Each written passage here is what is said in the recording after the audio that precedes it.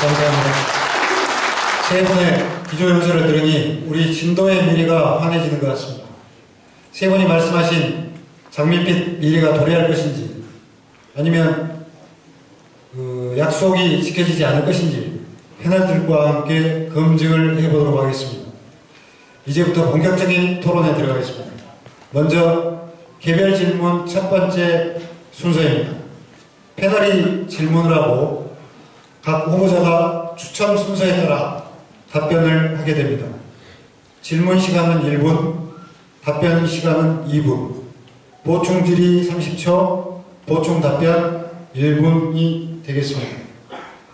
정공진 패널께서는 개별 질문 첫 번째 이정학 후보에게 질문해 주시기 바랍니다. 순서에 따라 이정학 후보님께 질의하겠습니다. 지금 현재 어촌의 실정은 아주 매우 어렵기만 합니다. 대규모화, 현대화를 하지 않으면 살아갈 수 없는 산업이 우리들이 접하는 수산업이며 어선과 양식업은 대규모화하고 있고 반면 어촌 기반시설은 노화되고 부족하며 정부 제도적 뒷받침이 현실에 따라오지 못하는 실정입니다. 진도군 전체 109개 어항 중 지정항 10개소를 제외한 99개 소규모 어항은 안전한 어업활동을 할 수 있도록 재정비에 소요되는 국가 예산과 제도적 뒷받침이 필요하고 규모화된 어항이 있어야 합니다. 어선이 대피 또는 어로 작업을 함께 할 수 있고 수산물 판매와 관광산업이 함께 얻을 수 있는 다기능, 다목적항이 개발돼야 한다고 생각합니다. 이를 해결할 수 있는 후보님의 좋은 견해를 부탁드립니다. 네, 이정학 후보 답변해 주시기 바랍니다. 일단은 말씀하신 내용에 전적으로 동감을 합니다. 어촌 실정의 어려움이 어디 하루 이틀의 문제였겠습니까? 애써 가꾼 양식장이 태풍이 한순간에 날아가도 그 보상은 늘 마음을 한켠에 헛헛하게 만들었던 과정들이 있으셨을 것입니다. 또한 어항의 시설이 낙후됨으로 인해서 선박이 제대로 피신할 곳조차 없고 그대로 바다에 방치해두고 피해를 온전히 겪어야만 하는 과정들도 있으셨을 것입니다. 또한 이 수산물 가격의 안정적이지 못한 흐름 속에서 어민들의 속타는 마음들을 이해할 수 있을 것 같습니다. 실제로 이 어항들을 중심으로 놓고 보면 들어가는 예산의 규모나 수준이 일반의 예산 투자 규모와 상당히 다르게 대규모인 경우가 많습니다. 그러다 보니까 실제 그것을 결정하고 집행하는 데 있어서 주저되거나 어려움을 갖고 있는 과정들이 지금까지 있어왔던 것 또한 사실인 것 같습니다. 하지만 국민의 가장 기본적인 생활을 지탱해가는 그 시설을 통해서 지탱해가는 이 과정을 본다라고 한다면 필수 불가결한 요소에 예산 집행은 꼭 필요하다라는 말씀을 드리겠고요. 또 하나는 수산물 가공과 판매와 관련해서 말씀을 드리고자 하는 건 실제 지금 모든 1차 생산물이 2차, 3차 가공 과정을 거쳐서 판매되는 이 유통 시스템에 상당히 많은 어려움들을 겪고 계십니다. 농민들도 마찬가지신데요. 그런 유통 과정에 개인 어가나 농가에게 맡겨지는 문제가 아니라 되도록이면 직접화시키는 공동체적인 시설 투자를 집중적으로 하는 것 또한 중요한 문제로 받아들여질 것으로 생각됩니다. 예, 이상입니다. 예, 정공진 패널께서는 보충 질의 있으시면 질문해 주시기 바랍니다. 예, 방금 질의한 내용하고는 좀 달라서 이 점을 다시 한번 보충 질의하겠습니다. 우리나라는 선해망의 그 특성상 지정항은 물론이고 소규모 어항에 뻘이 많이 쌓여서 어선이 항 내에 진입할 수 없는 현실입니다. 항 내 준설을 하면 대형화된 어선들이 이용하는 데 불편이 없을 텐데 그 준설을 하는 규정상 준설터를 처리하지 못하면 준설을 할 수 없는 실정입니다. 이를 해결할 수 있는 방안은 있으신가? 준설터 문제에 관련해서는 깊이 고민하지 못했습니다. 예, 바로 좋은 말씀이 있으시면 제안을 해주시면 고맙겠습니다. 이상입니다. 예, 다음은 개별 질문 두 번째 순서입니다. 박일수 패널께서는 윤영일 후보에게 질문해 주시기 바랍니다. 국민의당 윤영일 후보님께 질문하겠습니다. 진도군 농업인들은 지난 수년간 참 어려운 시간을 보내고 있습니다. 나라 경제도 어려웠지만 우리 진도 농업은 아예 뒷전으로 물러나 있는 실정입니다.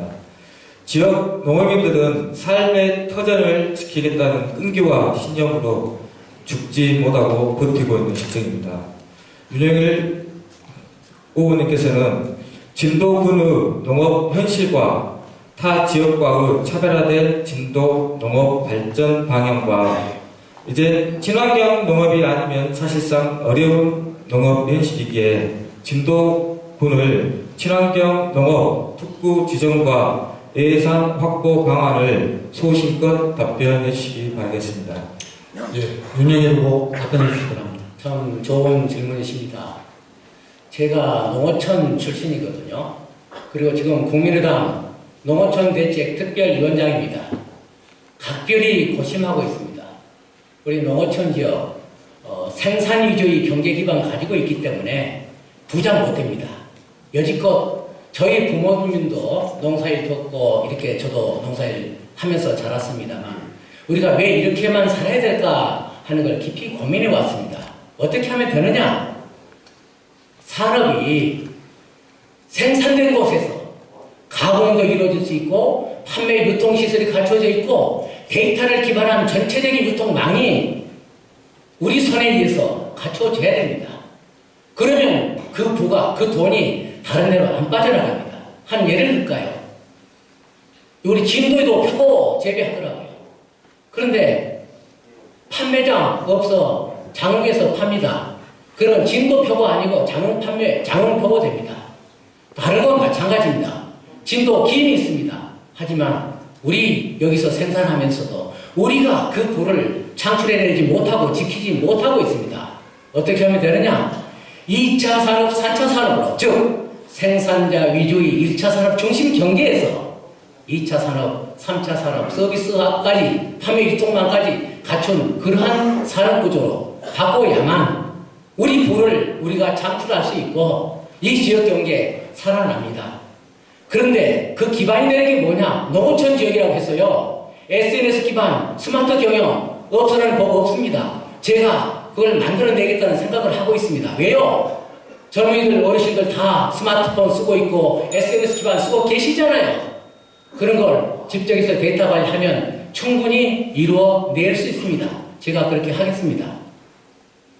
예, 박일수 패널께서는 보충질이 있으시면 질문해 주시기 바랍니다. 네, 친환경 농업 특구 지정과 예산 확보 방안 이 부분에 대해서 구체적으로 얘기 좀 해주시고요. 네.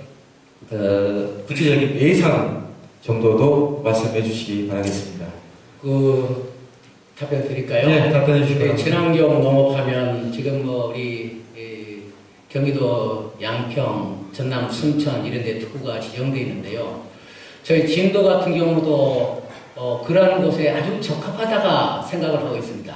2016년에 친환경 목표 인증 면적을 한 3,400헥타르 정도로 확대를 하겠다 하는 그런 구상을 갖고 있는데요.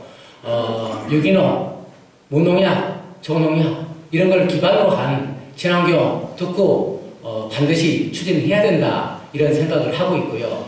사실 그렇게 하려면 지방 재원들이 부족해가지고 어렵습니다. 국가적인 지원 이런 게 없어서는 어려운데요. 그에 관한 뒷받침되는 법률들이 여러 가지 있어서 그에 대한 메리트가 좀 있습니다.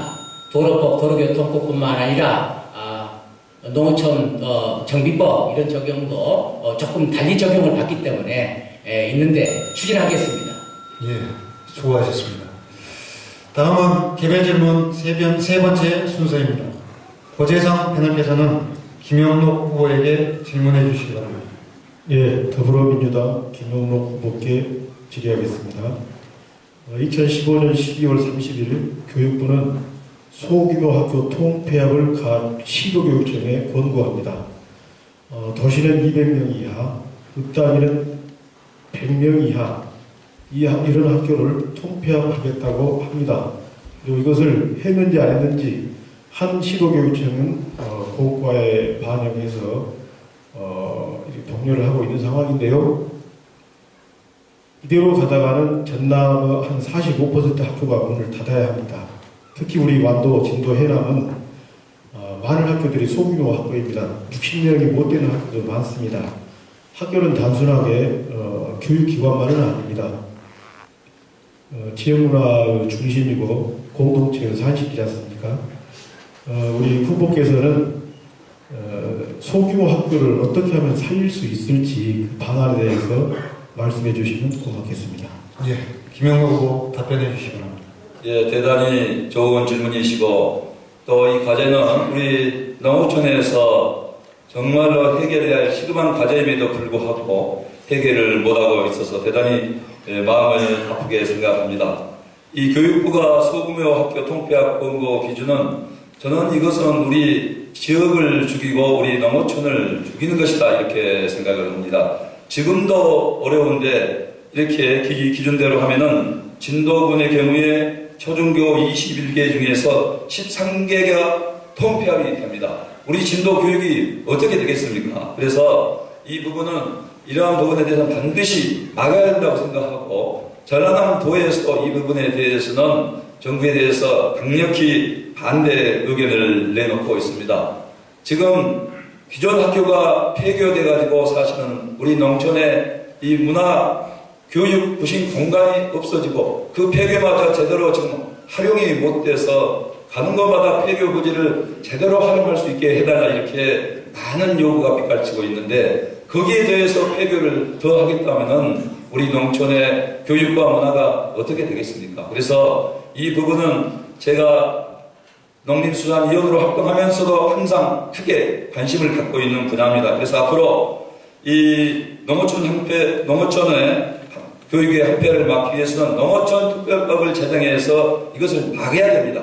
막아야 되고 또 FTA로 이번에 상생기금을 1조를 조성을 합니다만 이것을 농어촌 교육 분야에 저는 많이 투입을 해야 된다. 그래서 이 상생기금을 가지고 농어촌 학교 이 불폐화되는 이걸 막기 위해서 문화적 공간, 교육 공간으로 더 확충할 수 있도록 이 상생기금도 투입을 하고 국가 재정에서 더 많은 예산을 농어촌 학교에 투입할 수 있도록 저는 더 큰 노력을 하겠습니다. 고재성 패널께서는 보충질이 있으시면 질문해 주시기 바랍니다. 예, 실은 2012년에 당시 민주통합당에서 농어촌 교육 특별법을 발의를 했거든요. 의원 33분이 설명해서 발의를 했는데도 안 지켜지고 이게 오히려 거꾸로 가고 있단 말입니다. 이것을 어떻게 강제할 수 있는지 이 방안이 좀 구체적으로 나오면 좋지 않겠습니까 싶습니다. 강제할 수 있는 방안은 결국은 야당을 150석 이상으로 만들어 주시면은 분명히 강제할 수가 있습니다만은 그 부분이 아니더라도 모든 노력을 국회에서 다해야겠습니다. 사실은 학생 수만 가지고 이를테면 교육 선생님 숫자를 정하고 교육 재정 예산을 정하는 것 정말 도시 학교 위주로 모든 지원이 이루어지고 있습니다. 그래서 농어촌 학교 교육 특별법이 제정을 해서 이렇게 시정하도록 하려고 하고 있는데 이 부분 야당의 힘이 그동안에 많이 부족해서 못 미쳤습니다. 그렇지만은 정말 이번에 새누리당 박근혜 정권에 대해서 심판을 해주고 야당도 이 부분에 대해서는 앞으로 다른 법과 연계투쟁을 저는 해야 된다고 봅니다. 그 연계투쟁에 저도 앞으로 국회에서 삼선이 되면은 농림수산위원장으로서 농어촌 교육에도 특별히 관심을 갖고 함께 노력을 하도록 하겠습니다. 네, 수고하셨습니다. 다시 한번 공지 말씀드리겠습니다. 휴대전화 소지하고 계신 휴대전화를 무음으로 좀 해주시든가